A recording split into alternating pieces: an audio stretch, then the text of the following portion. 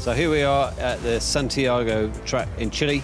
This is our first look at the track. We've been on the simulator, we've done all the preparation we can, and now finally we get to have a proper look at the track and the surface and the bumps, corners, speeds, curbs. So here we are also at turn 1, the first turn after the start-finish line. It's quite a quick corner. There could be some overtaking into it. We really don't know at the moment. I think any car that has the attack mode or is using the attack mode and has that extra power, they could get alongside and they could get on the inside of this corner. But large concrete slabs which are quite old. I see it's been shaved as well in the corner to take a few of the bumps away. Very low grip, I think the concrete is going to be to begin with, but also possibly quite abrasive as well, so there could be quite a lot of shearing of the surface of the tyre. And then there's brand new tarmac which has been laid all around turn 2, turn 3. Turn 3, which is where the attack zone is for this race. It's a much tighter corner. If you remember turn 3 at the last event in Marrakesh, it was quite a wide open left-hander. Here is quite a tight left-hander, and so the cars have to slow down more. They have to go offline, they have to go to the outside of the corner to pick up the attack mode. You've then got a series of left-handers.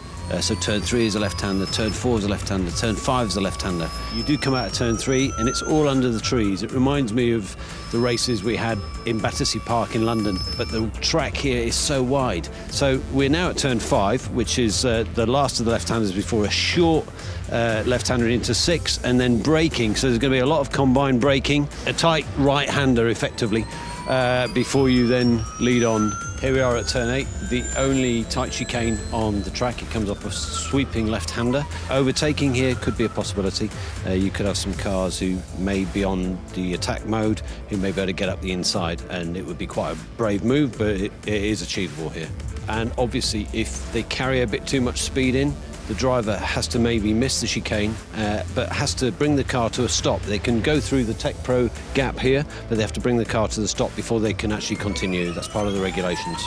So this is into turn 12, where the braking markers, there's very, very few little references, but the car will be combined with the braking and the turning, so the rear is going to be a bit light. You've then got surface changes.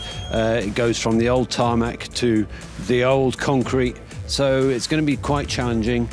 You will see the cars up against the curb. You will see cars that will try to get up the inside. There's so many changes here that you really don't know what to expect, but it's going to be very interesting. This is turn 13, one of the first hairpins in sector 3. Again, you can see the surface is back to the concrete blocks. You might get cars who are clipping the apex curbs here, but it's going to be difficult because there's very little grip here. You exit turn 13 and you go down to turn 14, which is a right-hand hairpin. So this is a left-hand hairpin. You go down turn 14, which then leads onto the start-finish line, and that will complete our lap of the Santiago E-Prix track.